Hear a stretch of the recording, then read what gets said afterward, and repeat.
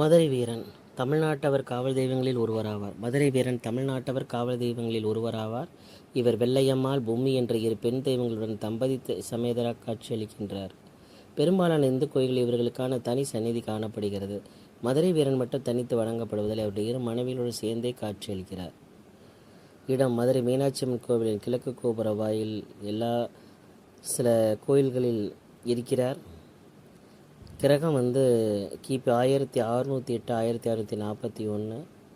மந்திரம் நிறைந்த பக்தியுடன் அவர் பெயரை உச்சரித்தாலே போதும். ஆயுதம் வாள், அரிவாள் மற்றும் வேல்கம்பு. துணை பொம்மி வெள்ளையம்மாள். பெற்றோர்கள் திருச்சென்னான், திருமதி செல்லி. சமயம் இந்து. மதுரை தமிழ்நாடு, கேரளா, மலேசியா, சிங்கப்பூர், தென்னாப்பிரிக்கா, இலங்கை. விழாக்கள் ஆவணி 17. உருவ அமைப்பு மதுரை வீரன் சிலை வெள்ளையம்மாள், பொம்மி இருபுறம் இருக்க மதுரை வீரன் சிலை நடுவே நிற்பது போல் வடிவமைக்கப்படுகிறது. ஓங்கி அரிவாளுடன் முறுக்கு மீசையுடன் கம்பீரமாக காட்சியளிக்கின்றார். மதுரை வீரன் ஒரு முக்கிய தமிழ் தெய்வம். ஆண்டுதோறும் ஆவணி 17ஆம் நாள் மதுரை வீரன் வழிபாடு தமிழர் மத்தியில் பல கிராமங்களில் இருந்து வருகிறது. மதுரை வீரனை தமிழர் பலர் குலதெய்வமாக கொண்டுள்ளனர். மதுரை வீரன் வழிபாடு மலேசியா, ரியூனியன் மற்றும் கரிபியன் தீவுகளில் வாழும் தமிழர் மத்தியிலும் பரவலாக இருக்கின்றது. மதுரை வீரன் வழிபாட்டை சிறுதெய்வ வழிபாடு என்று சமய ஆய்வாளர்கள் குறிப்பிடுவதுண்டு. தொட்டிய சக்கிலியர் இனத்தை சேர்ந்த மாதிய சின்னான் செல்லி தம்பதிகளின் மகனாக கிபி 1608 பிறந்தார். திருச்சி பகுதி ஆட்சி செய்து கொண்டிருந்த ராஜகம்பளம் இனத்தை சேர்ந்த பொம்மையா நாயக்கர் என்பவரின் மகள் பொம்மி வயதுக்கு வருகிறாள். ராஜகம்பளம் சமுதாயத்தின் வழக்கப்படி வயதுக்கு வந்த அந்த பெண்ணை காட்டில் குடியமைத்து 1 மாதம் காவல் செய்ய வேண்டும். காவல் பொறுப்பை தந்தையின் உடல் குறைவால் மதுரை வீரன் ஏற்றார். பொம்மி இவரின் வீர மற்றும் அழகில் மயங்க இருவரும் காதல் கொண்டு ஊரை விட்டு வெளியேறுகின்றனர்.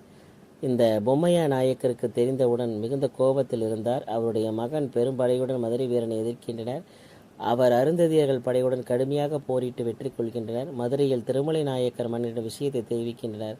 அன்றைக்கு கல்வர்களால் மதுரை மற்றும் அதன் சுற்றுவட்டார் ராஜ்யங்கள் மிகவும் பாதிப்புக்கு உள்ளாயின. அவர்களை அடக்க முடியாமல் ராஜ்யங்கள் மிரண்டிருந்தன. அந்த நேரத்தில் மதுரை வீரனின் வீரத்தை அறிந்த திருமலை நாயக்கர் கல்வர்களின் அட்டூழியங்களை அளிக்க மதுரை வீரனை பயன்படுத்தி கொண்டார். மதுரை வீரனின் அருந்ததியர் படை மதுரை சுற்று வட்டார பகுதியில் இருந்த கல்வர்கள் கூட்டத்தை அடக்கி மதுரை மக்களை காத்தது. இந்நிலையில் திருச்சி, புதுக்கோட்டை பகுதியில் கல்வர்களால் மக்கள் பாதிக்கப்பட்டிருந்தனர். இவர்கள் வீரை தெரிந்த புதுக்கோட்டை மன்னர் தொண்டைமான் கேட்டுக்கொண்டிருக்கினங்க திருச்சி, புதுக்கோட்டை உள்ளிட்ட சுற்று வட்டார பகுதிகளில் அருந்ததியர்கள் படையுடன் சென்று போரிட்டு மக்களுக்கு பெருந்துன்பத்தை கொடுத்து கொண்டிருந்த கல்வர்கள் கூட்டத்தை ஒடுக்கி மக்களை பாதுகாத்தனர். அதனாலேயே தென் மாவட்டங்களில் மதுரை வீரனை அனைத்து இனத்தவரும் குலதெய்வமாக வழிபாட்டு வருகின்றனர். இவரின் வீரத்தை கண்ட கல்லர் இன பெண் வெள்ளையம்மாள் மதுரை வீரனை காதலித்து திருமணம் செய்து கொள்கிறார். இந்த நிலையில் சூது செய்த மதுரை மீனாட்சி அம்மன் ஆலயத்திற்குள் மதுரை வீரனை பிடித்து மாறுகை என முறையில் கொலை செய்து விடுகின்றனர். நடந்த அநியாயத்தை பார்த்த மீனாட்சி அம்மன் நேரடியாக தரிசனம் வழங்கி மதுரையை அழிக்க புறப்பட்டால் மதுரை வீரன் கேட்டுக்கொண்டதற்கு மனமிறங்கி அவரை ஆட்கொண்டு கிழக்கு கோபுர வாசலில் கம்பத்தடி வீரனாக வைத்து கொண்டார். முதல் பூஜை அவருக்கு நடந்த பின்புதான் மீனாட்சிக்கே பூஜை நடக்கும். மதுரை வீரன் மாறுகை வாங்கப்பட்டிருந்த அருந்ததியர் படை மதுரையை தோஷம் செய்தது. அவர்களிடம் மதுரை வீரன் கேட்டுக்கொண்டதற்கு இணங்கி அருந்ததியர்கள் போரை கைவிட்டனர் என்பது வரலாறு.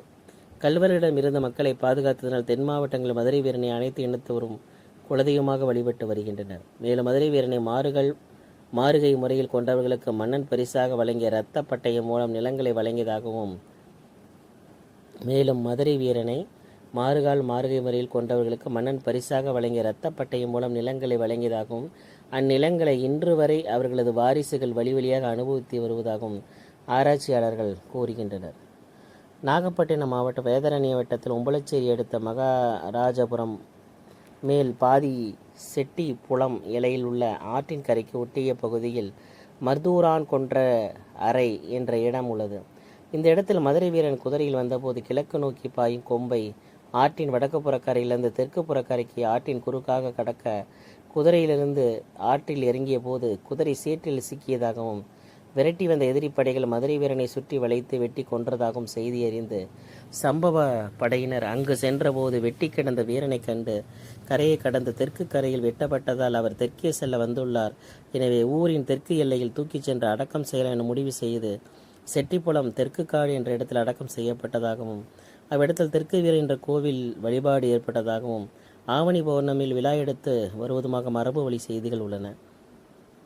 மதுரை வீரன் கொன்ற கரை இன்னும் மருதூரான் கொன்றரை என்ற வழக்கத்தில் இருந்து வருகிறது. ஆவணி மாத பௌர்ணமி என்று அந்த ஆற்றின் கரையில் படையிலிட்டு ஒரு பிரிவினர் வழிபாடு செய்கின்றனர்.